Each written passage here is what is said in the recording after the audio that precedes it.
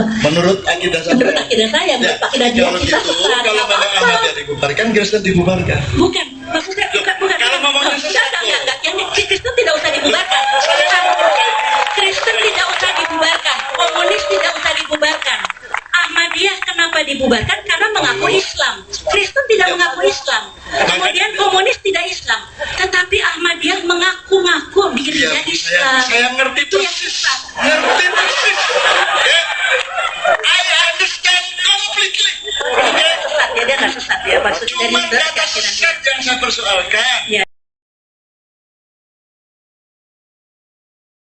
Menurut akidah saya, menurut akidah saya, menurut akidah dia kalau kita gitu, sesat. kalau memang Ahmadiyah dibubarkan, Kristen dibubarkan. Bukan, maksudnya bukan. Kalau ngomongnya sesat, enggak. Yang Kristen tidak usah dibubarkan. Kristen tidak usah dibubarkan. Komunis tidak usah dibubarkan. Ahmadiyah kenapa dibubarkan? Karena mengaku Islam. Kristen tidak mengaku Islam. Kemudian komunis tidak Islam. Tetapi Ahmadiyah mengaku-ngaku dirinya Islam. Saya ngerti itu yang persis. sesat. Ngerti persis. I understand completely. Sesat ya, dia nggak sesat ya. Maksudnya Cuma dari kata sesat yang saya persoalkan. Ya. Kalau klausulnya sesat, Betul. emang saya tidak sesat. Sekarang ini tidak sesat. Bukan begitu. Makanya jangan pakai Saya mikir dulu. Saya mikir dulu. Saya mikir. Saya tetap mengatakan sesat karena dia mengaku Islam. Nah, yang di luar Islam ini Bapak yang jawab. Menurut Bapak, kalau misalnya Kristen atau ateis komunis sesat atau tidak? Menurut Pak Cak Nun? Dalam hukum itu kata Secara Quran, secara pesantrenan. Saya bukan ahli pesantrenan. Bagaimana Pak jawabannya? Kalau saya ngomong jangan diselain.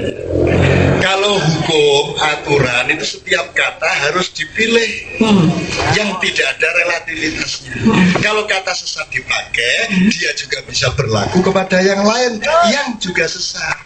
Itu maksudnya, bukan soal Ahmadiyah saya ngomong ini. Saya boleh. Saya menurut pandangan saya begini. Itu yang saya tanya sama Cak Nun sebagai ahli agama ya. Saya bukan ahli agama ya. Jadi saya menanya. Loh, nggak apa-apa dong. Saya menganggap begitu. Atau siapapun ahli pesantren. Saya bukan betul-betul lulusan pesantren. Jadi begini. Saya takut salah, betul. Saya takut salah demi Allah. Saya takut salah. Jangan kalau sampai gitu saya sinau salah. dulu. Nah, justru yang saya tahu begini. Kalau dia orang Islam, pegangannya adalah syahadat kita, Quran dan hadis pegangan kita, bukan kitab suci satu, Nabi Muhammad terakhir, Tuhannya Esa. Itu di luar itu sesat gitu. Nah, kalau agama lain ya saya tegak soal walam. You don't get what I mean. Yang saya maksudnya ini bukan soal Ahmadiyah, bukan soal Kristen. Yang saya maksud penggunaan kata sesat. Ya bagi saya itu Bu, dalam hukum Bu, gelas yang berwarna merah tidak boleh dipakai. Itu berlaku untuk semua yang merah. Ngerti maksudnya? Ya. Aliran yang sesat tidak harus dibubarkan. Loh. Kalau sesat, bukan aliran yang sesat. Kalau aliran yang sesat yang mengaku Islam, kalau dia nggak mengaku Islam nggak apa-apa, kan itu haknya dia. Haknya dia meyakini bahwa memang Tuhannya tidak kalau ada. gitu Kalau dia bilang Tuhannya satu sama saya, tapi kemudian nabinya ada nabi yang lain, itu sesat. Kalau gitu ngomongnya anu saja Bu, kejelasan ini soto Betawi apa soto Kudus begitu kalau kultural.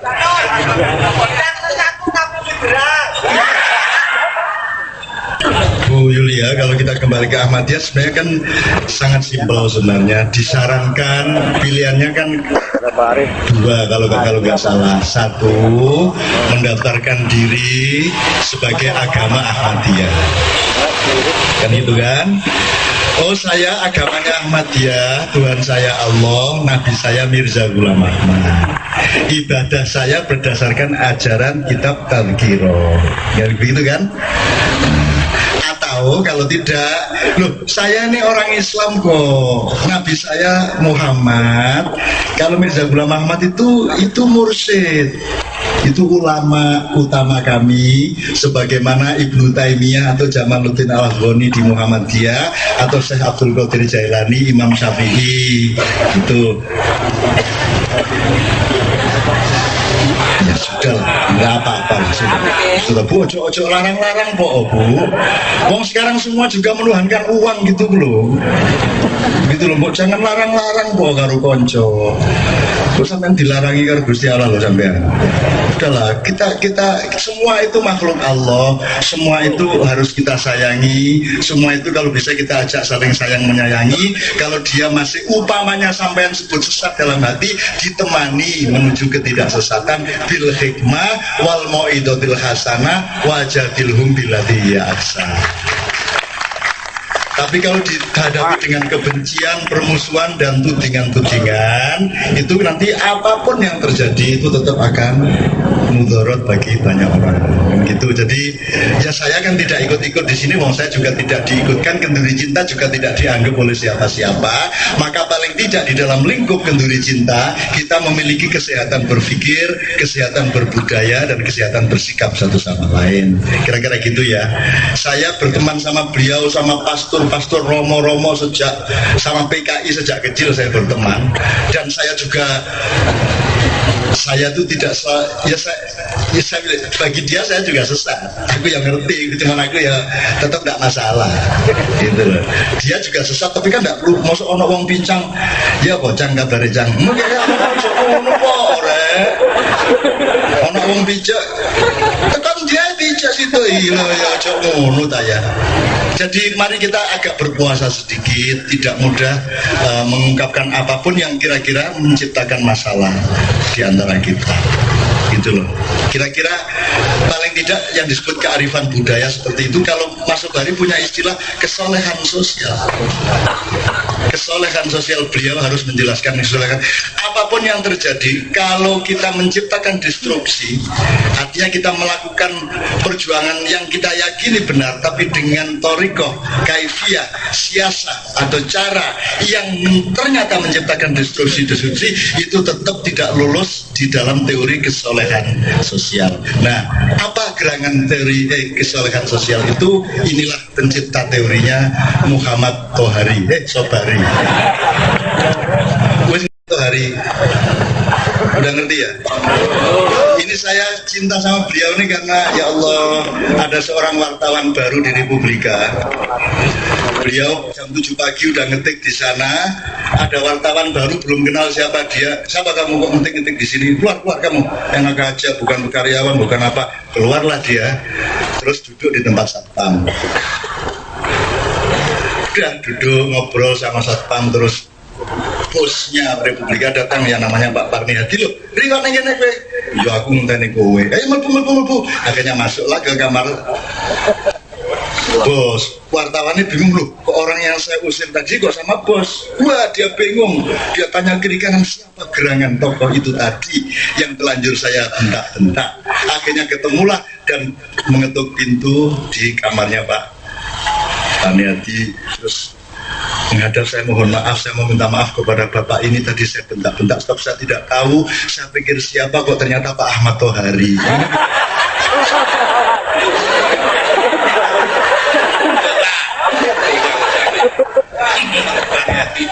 Antara kita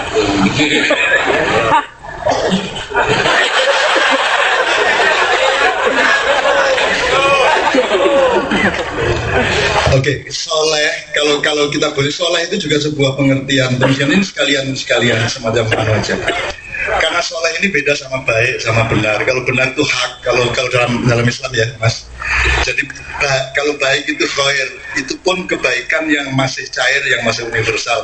Kalau kebaikan yang sudah empiris namanya ma'ruf, dan klausulnya atau treatmentnya berbeda. Kalau khair itu masih dianjurkan. Kalau di Quran namanya yad'una.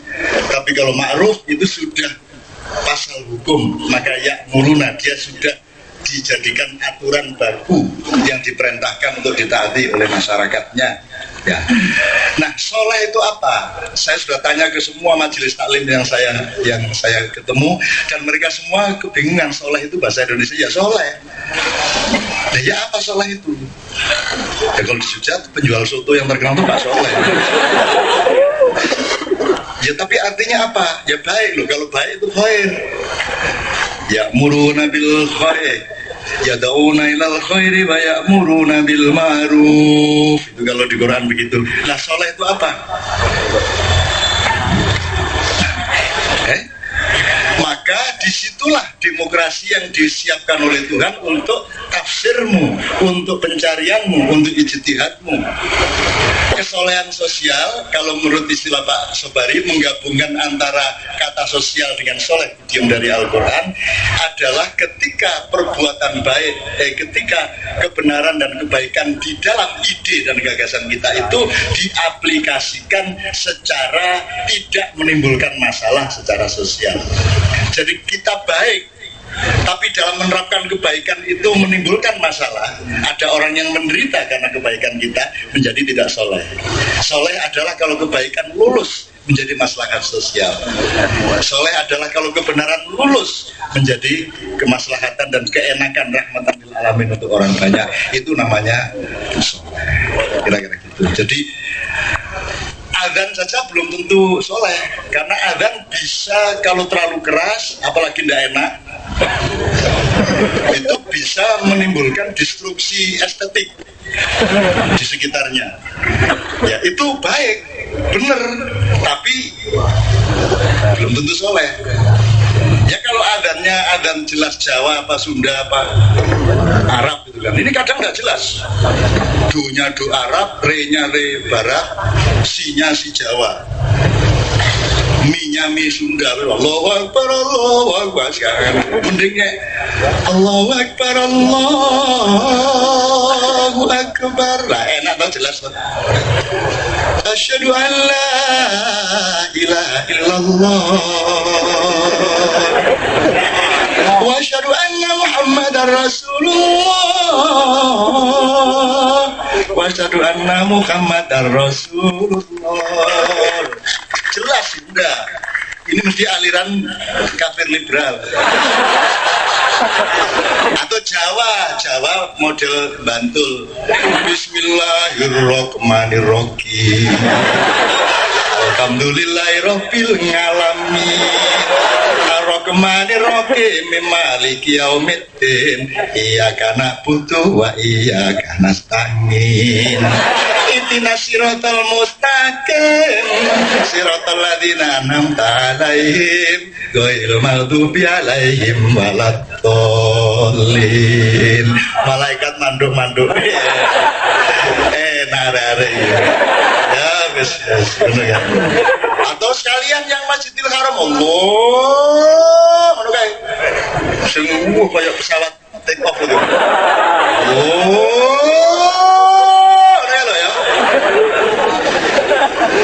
Bismillahirrahmanirrahim. Alhamdulillahirabbil alamin. Arrahmanirrahim. Maliki yaumiddin. Iyyaka na'budu wa Masjidil Haram.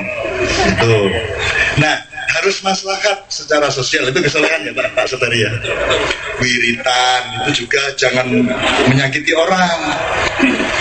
Hari Minggu kita semua bersih-bersih kampung kita, bentar dia masih sholat duha wiritan. Baik dah mas.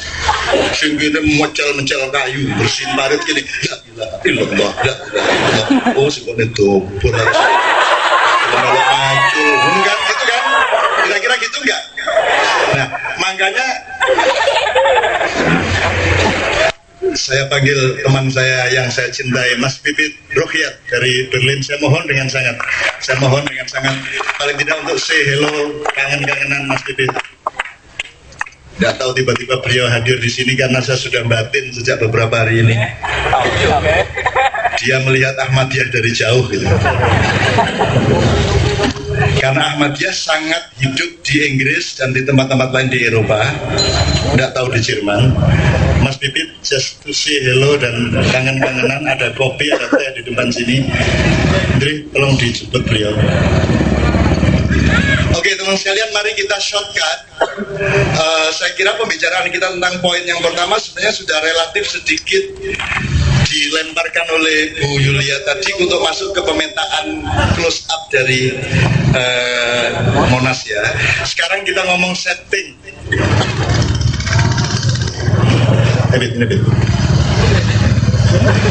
Ini yang asli aliran sesat ya ini.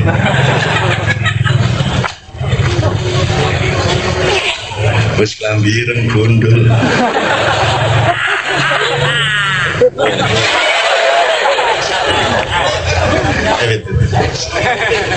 Loh, saya ini sudah mulai insaf ya. Karena saya tidur, kalau ke Jerman saya selalu tidur di rumah dia dan tidak ada yang tidak hitam di rumahnya. Dari gelasnya sampai karpetnya sampai kelambunya sampai segala macam hitam. Tapi saya tahu hatinya sangat putih. Waduh, oke, mungkin Mas Pipit bisa ikut melihat long view ya, tapi itu terserah dia. Tapi mungkin tentang global design, global konstelasi. Jadi memang benar seperti yang dikatakan Mas Sobari. Saya mohon habis ini Mas Sobari bisa menyempurnakan bahwa memang akan bedanya kita sama negara-negara yang sudah punya manajemen adalah kalau kita ini kan berpikir sejengkal ke depan. Sementara teman-teman kita, kompetitor kita di seluruh dunia sudah merancang jangka menengah, jangka panjang. Termasuk Indonesia ini akan dijadikan apa, di-casting apa, itu juga ada desain-desain, teman-teman sekalian.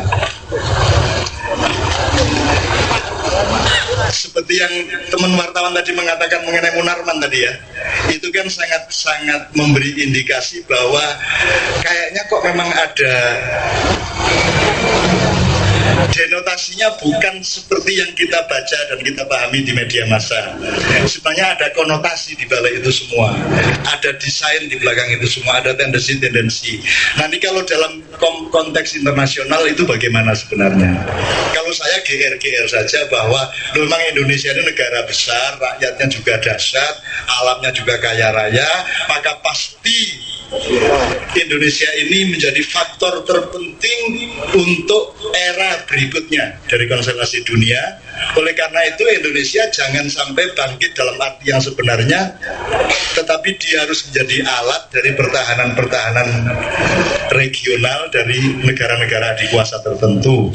Sehingga apa yang terjadi di Indonesia sebenarnya juga ada provokasi atau subversi proses, dan kita semua tinggal menjadi pelanduk di tengah gajah yang sedang merencanakan sesuatu itu. Nah, Mas Sobari, mungkin soal grand design ini, would you please explain a little bit more? Atau Pipit, biarkan saja dia mau bicara apa, kita dengarkan. Tepuk tangan semua teman-teman sekalian, yang penting kita kangen sama dia. Mas Sobari loh.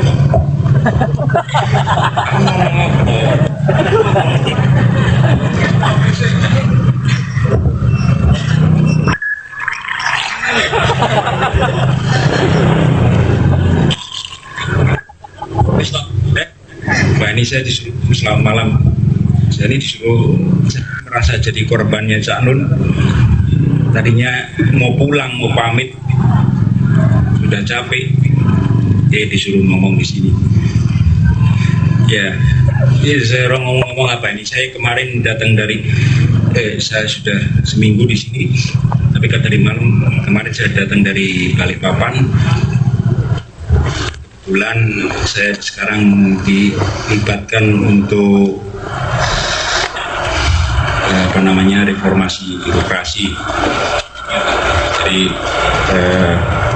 ini ada kekeliruan yang mendasar rupanya di Indonesia.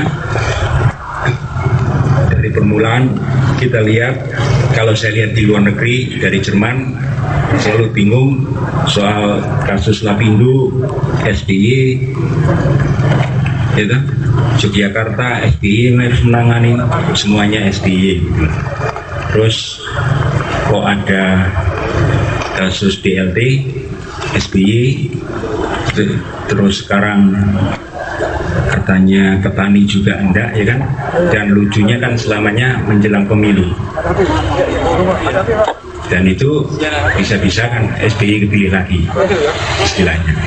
Jadi ada pemahaman keliru, saya kira kan begini, mestinya kayak ada yang hal-hal tertentu yang sudah menjadi hak rakyat seperti dana kemiskinan atau dana pendidikan, itu mestinya sudah langsung tidak ditangani pemerintah. Nah, ini yang sedang dirancang oleh Kementerian PAN, Pendayagunaan Aparatur Negara, adalah mencoba untuk mendudukkan administrasi negara sebagai administrasi negara, PNS sebagai pegawai negara. Nah, yang ada kekeliruan di Indonesia ini rupanya, kalau Anda bandingkan di negara-negara yang di manajemen secara modern, kan instansi pemerintah itu hanya ada sebagai contoh di Indonesia. Kalau di negeri-negeri yang sekarang dicoba ditiru oleh Kementerian PAN, itu cuma ada instansi negara. Nah, ini kemarin saya di Balikpapan diminta untuk memberikan semacam pengarahan kepada mereka tentang berfungsinya undang-undang ini. Nah, celakanya setelah membandingkan dengan negara-negara Jerman, Amerika, terus Belanda, gitu,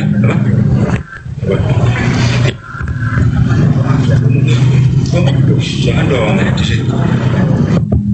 ya pakai efek aja dah biar nggak denger. Jadi supaya suara saya sesak sedikit, ya kan. Jadi setelah Kementerian Pendayagunaan Aparatur Negara, Allah, kalau kata Pak Ustadz Yasin, wong wedok, aduh wong wedok, gitu. Kalau Ustadz di sana, Bu, ya sabar ya Bu, ayo ngomong lagi.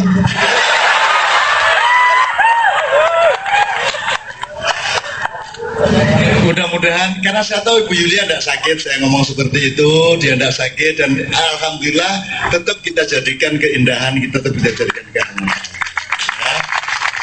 Itu yang namanya manajemen, itu yang namanya manajemen manusia. Di Indonesia nggak ada manajemen manusia, semua hanya manajemen dari egoismenya masing-masing untuk diterapkan kepada siapapun saja harus taat kepada egonya masing-masing. Di Kenduri Cinta, memusingkan apapun tetap kita cari baiknya, kan gitu. Tetap kita cari kehangatannya, dan buktinya mereka semua endingnya bergembira ke atas Bu Yulia. Ayo Bu. Mikir dulu bisa masih sama sampean Mas ya. Tadi kan pertanyaan Anda kan, apa idenya Mas Pipit itu nanti bisa menciptakan satu birokrasi yang solid, gitu ya. Itu juga saya mohon maaf sama Anda, Bu, jangan gitu tanyanya.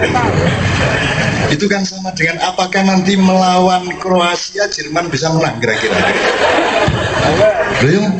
Kalau mau sepak bola itu jangan, pertanyaannya jangan, yuk kita sekarang latihan apa yang kurang.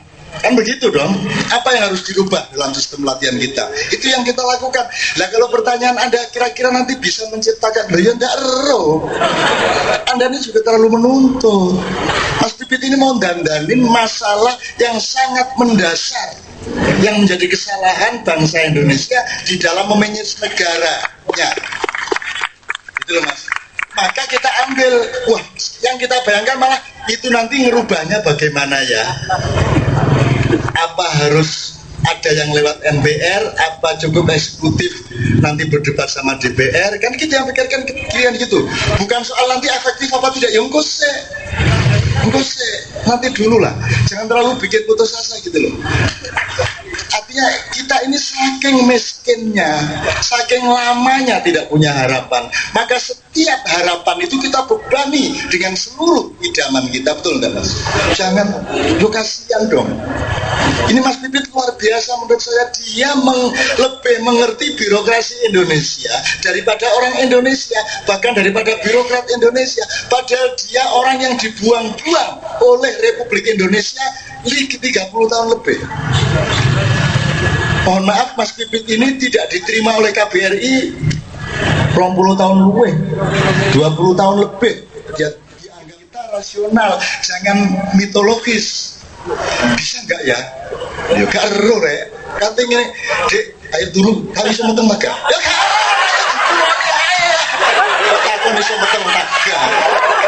Kulon itu ya aneh-aneh. Ya gak ero meteng tagak, ya pokoknya dituruni ngono. Kok belum terlambat lagi? Coba lagi sampai beribu-ribu orang kafir kita bunuh. Ngerti maksudnya? Arya nggak ngerti. Jadi Nabi Muhammad tuh bosen sama prajuritnya yang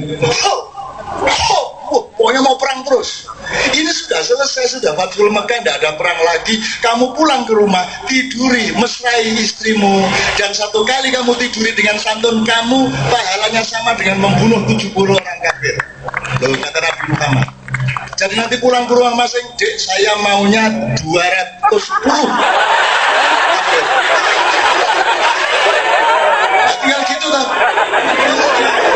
Nah, kalau istri minta gampang, bawa kertas kasih angka 70.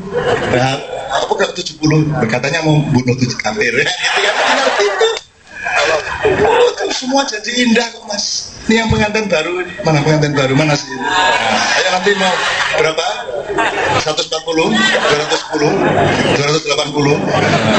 Kalau kuat, second erection. Terus nanti. Alhamdulillah semua menjadi kegembiraan dan saya sangat serius dengan apa yang Pipit tawarkan. Dan ini bukunya beliau tadi itu jelek-jelek saking cintanya saya sama dia dan Indonesia. Meskipun saya tidak ngerti masalah birokrasi, saya dipaksa dia nulis epilog, tak tulisin. Saya iso nembus muni-muni ini. Yang penting ungkapan cinta saya kepada Indonesia. Kita dandanin pelan-pelan perkara berhasil atau tidak yang gosek mas. Solid apa tidak? Ya takon orang Madura kono solid agak. Orang Madura Gus Dur jatuh tetap jangan khawatir Gus, PKB tetap sulit Gus. Lepas sulit ya apa? Lu sulit pokoknya kompak, oh solid maksudnya. Tetap sulit Gus. Sudah saya sewakan itu gedung itu untuk kantor PKB. Sudah beres semua komputer. Yang saya tidak mau Ethernetnya itu Gus, yang mana? Apa Ethernet yang larang sing ya apa? Ethernet itu loh yang ceklik-ceklik itu loh. Oh internet. Terus negara aduh. Saya yang terima saya dari dulu, yang terima dia cuma saya di Berlin sana. Liliane menyesatkan ini sesat. Aku sesat dia, aku minum di Omai yang sesat. Yang bikinin sambal dia terus kok dia wah ngopi bus. Di rumah Bibi itu bebas yang luar biasa. Di Jerman tapi goreng berayo itu ngambil boleh semua kalau di rumah Bibi. Maka saya di sana dikasih hotel kayak apapun, aku tetap melarikan diri ke rumah Bibi. Karena di sana dia kalau masak enaknya luar biasa, tidur semau-maunya, komputer seenaknya saya bikin. Pokoknya ini luar biasa. Jadi menurut saya, ya Allah ya Rabbi ya Karim, aku tidak tahu hatinya, aku tidak tahu akidahnya, aku tidak tahu teologinya, dan itu urusan dia denganmu ya Allah. Yang aku tahu adalah dia mencintai Indonesia, mencintai orang kecil dan betul-betul ingin memperbaiki negara ini. Jadi siapapun yang akan menjadi pemerintah yang akan datang, kalau punya ketulusan dan mau ngalah, ya ngalah itu artinya ya beda dong, ini pegawai negeri sama pegawai pemerintah. Berarti kalau saya akan jadi wali kota, saya harus ikut merelakan bahwa nanti anak buah saya tidak taat sama saya, dia taatnya sama undang-undang, kan begitu. Itu dibutuhkan kerelaan sejak sekarang. Nah itu loh, nah jangan ditagih dulu solid apa tidak, nanti dulu mas. Gitu loh, nek rapi-rapi ojo terus meteng tagak ya. Wah ini lolos tagak. Oh Jerman kalah loh mas. Kalau dia yakin bahwa dia menang, tapi kalah. Suwe saja kalah sama Turki kan gitu loh. Pokoknya saya nonton hanya kalau pas yang lemah-lemah kalah gitu. Kalau nanti saya lihat, oh ini enggak, saya nggak nonton. Saya nonton yang pas begitu-begitu. Teman sekalian, karena saya dilalah aja gitu. Oke teman sekalian, saya kira sudah cukup malam. Mas Pipit harus, dan Anda sudah harus segera nonton jam 2. Nanti pertandingan apa? Londo ya mas. Londo lawan. Oh kalau itu tidak perlu menang kalah, sudah biarin aja mereka menang atau kalah biarkan. Oke? Kok masih diterusin?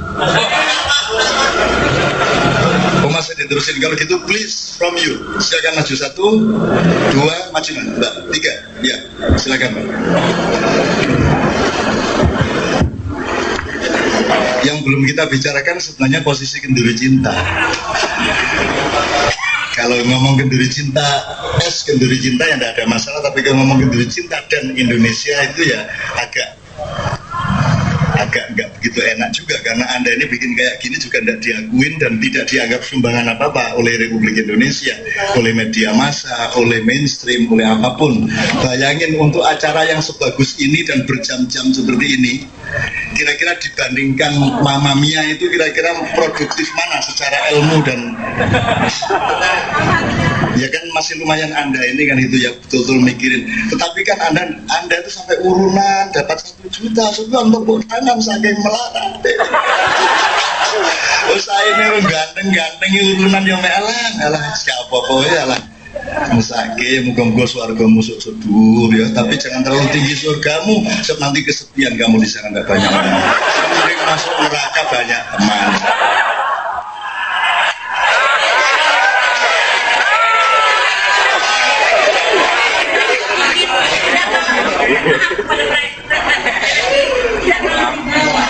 Banyak tangannya itu merah.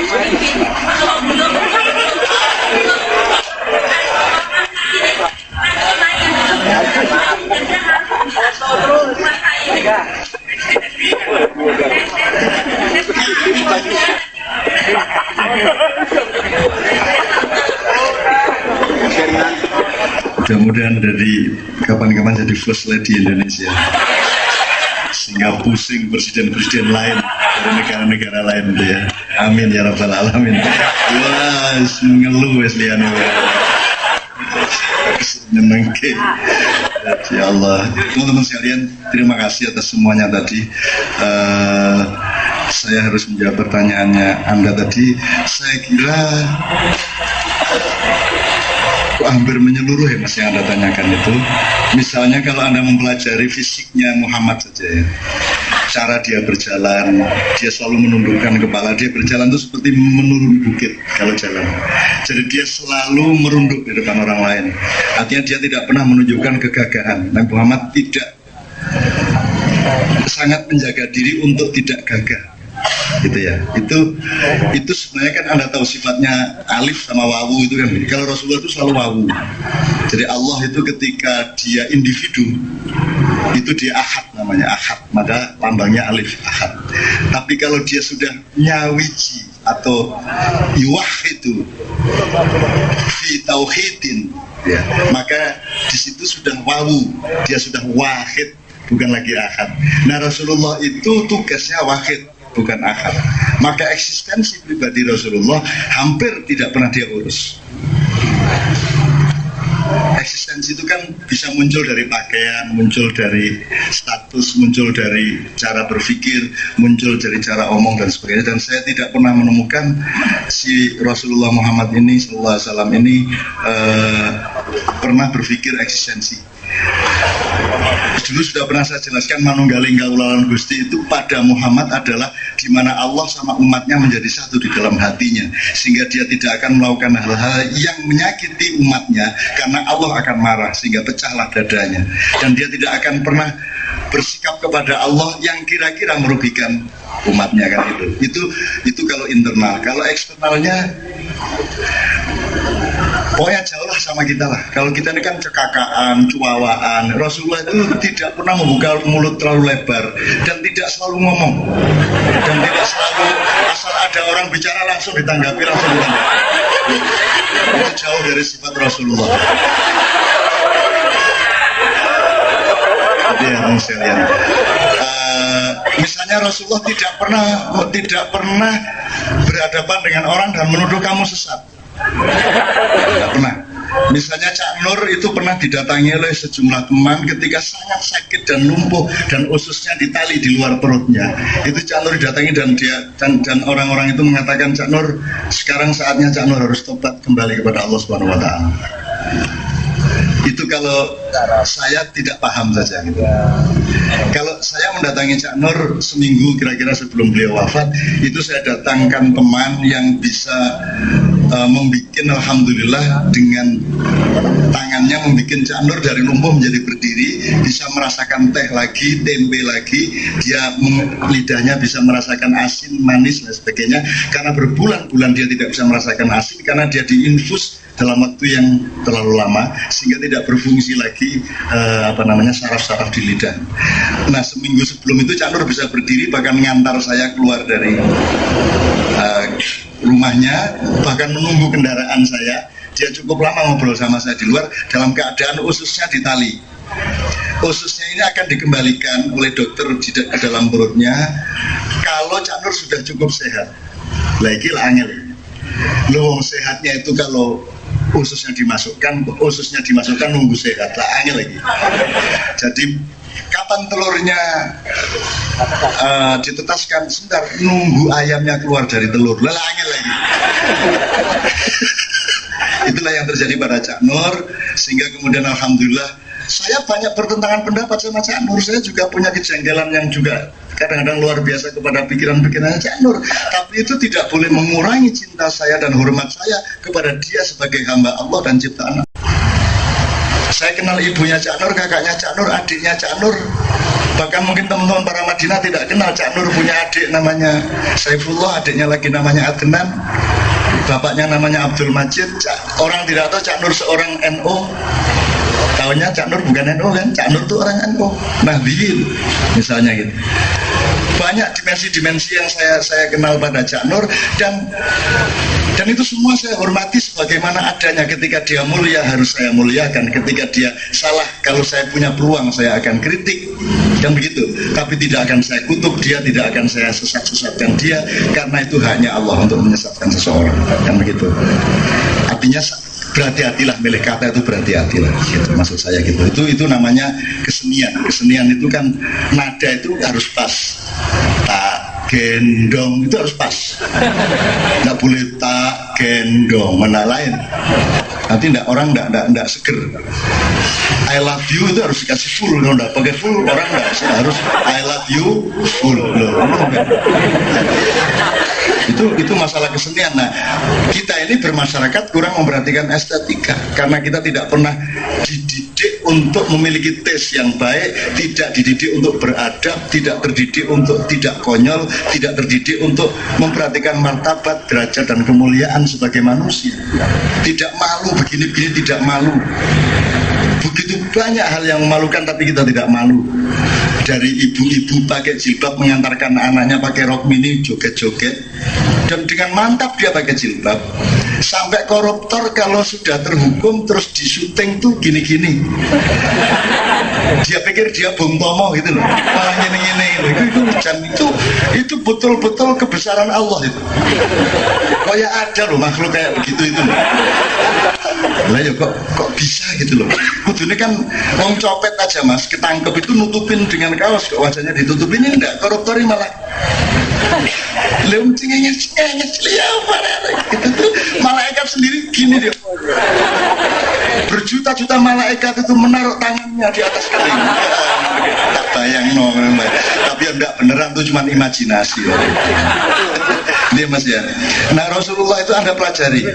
Saya punya catatan fisiknya Rasulullah, tingginya berapa ya.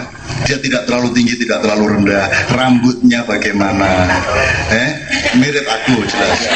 Yang paling utama itu kalau dari dagu ditarik ke bawah itu lurus, tidak terhalang oleh gelembung perut. Nah, maka saya bertahan sampai sekarang seperti ini. Dan seterusnya Mas. Dan sekarang yang sosial, saya kasih contoh sedikit. Rasulullah diracun oleh seorang ibu-ibu Yahudi yang suaminya maupun anaknya jadi korban peperangan. Dia dendam sama Muhammad, terus dia selidiki Muhammad itu sukanya makanan apa, dan dia temukan Rasulullah itu sukanya daging panggang, daging bakar, kambing kaki depan kiri. Nah, jadi besok kalau ada kambing lewat sebelah kirinya dipotong gitu aja ya, terus digoreng gitu ya. Sama kalau Anda jualan sop buntut, ada sapi lewat, gunting buntutnya terus disop gitu ya. Nah, dagelan gitu hanya orang sini, orang Jerman nggak punya dagelan. Sak makmur-makmurnya sana tidak sebanyak Anda tertawanya di sana.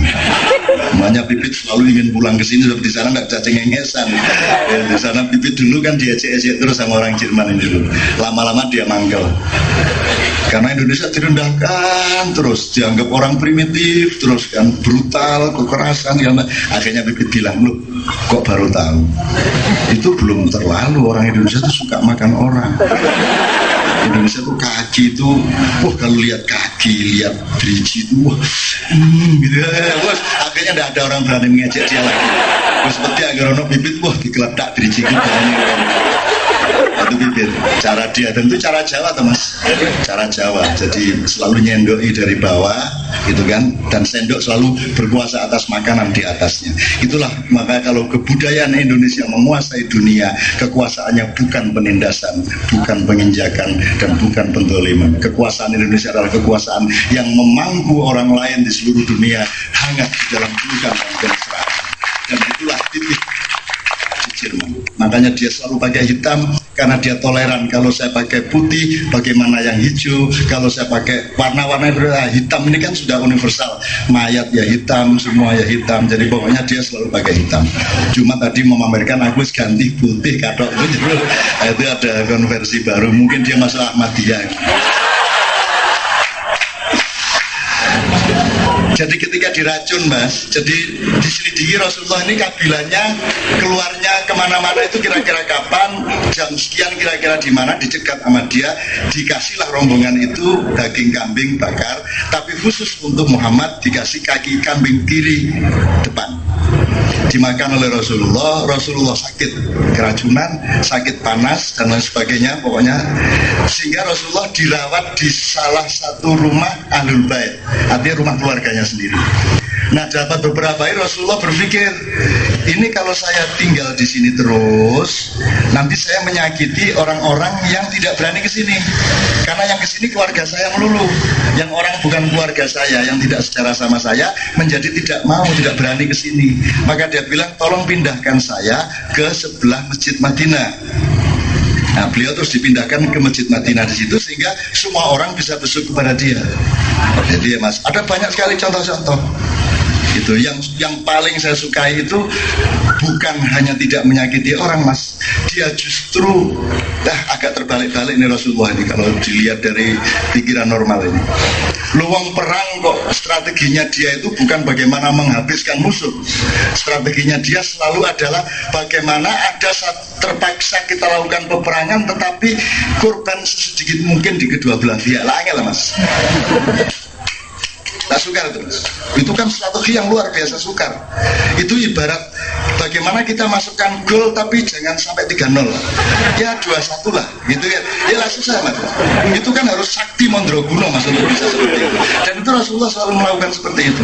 Jadi dia selalu menekan, maka dia cari strategi dengan mencari teritorial yang memungkinkan untuk tidak terjadi perang berubuh. Maka dia kadang-kadang pakai, udah sekarang tanding saja 1 lawan 1.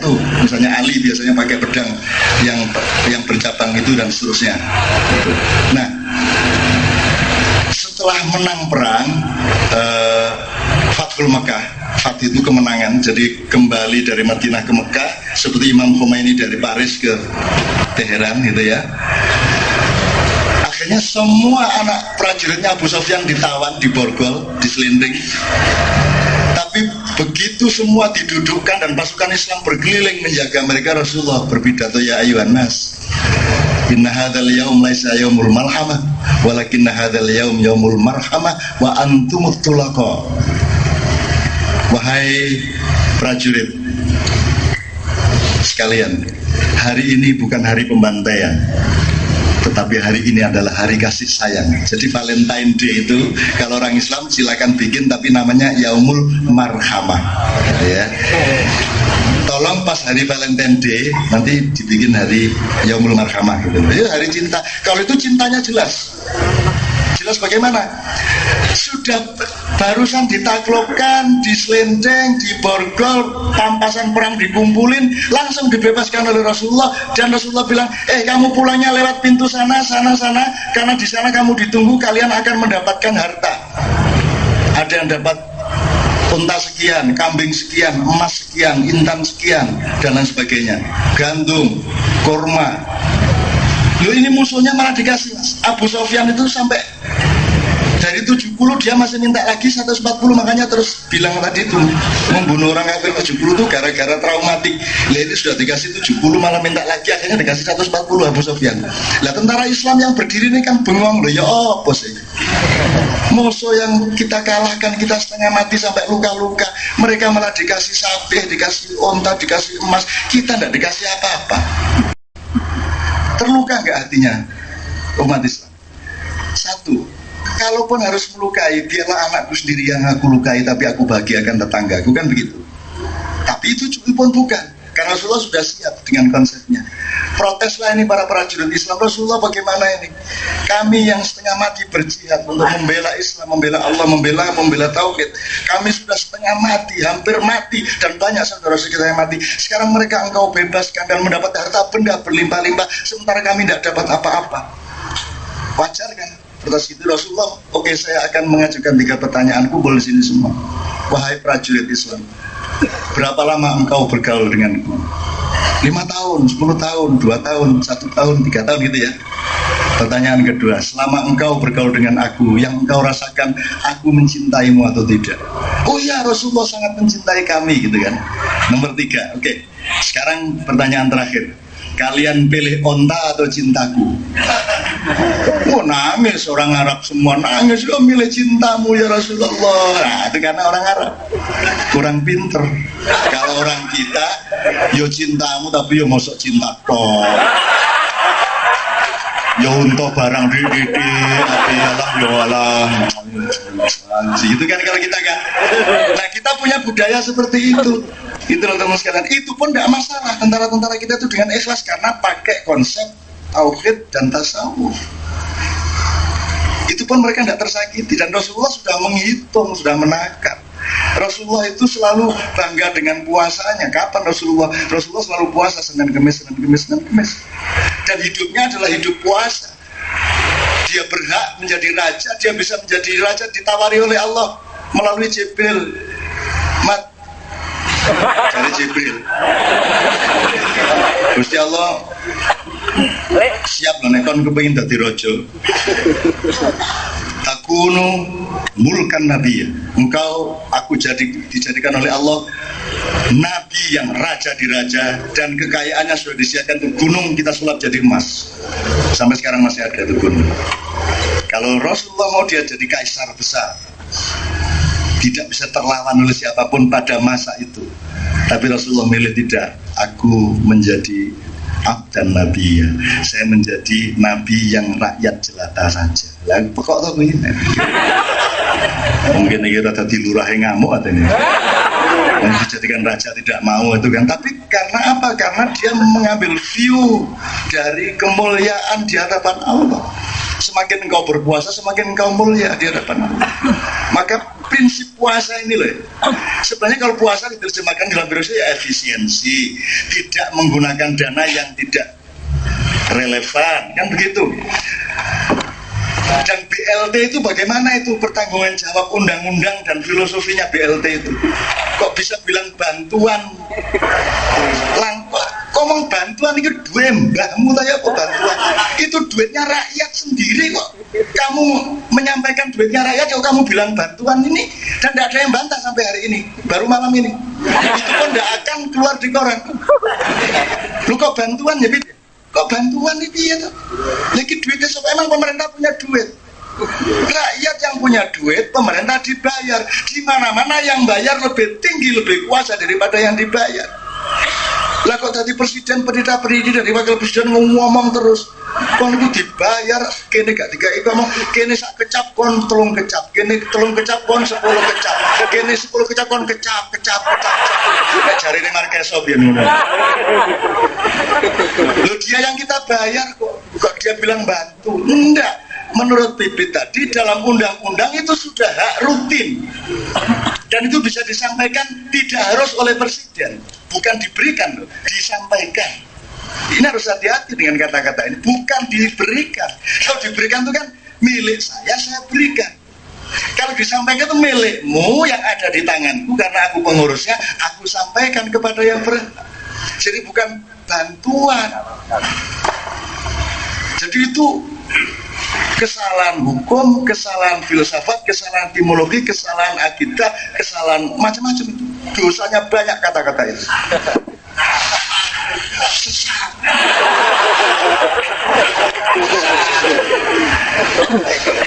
Gitu loh teman sekalian ya. Jadi masih banyak lagi cita-cita yang lain. Rasulullah selalu santun dan dia sama musuhnya orang maling saja datang ke dia, emang dia terus, kamu gimana kok maling? Haram itu hukumnya, kan gitu.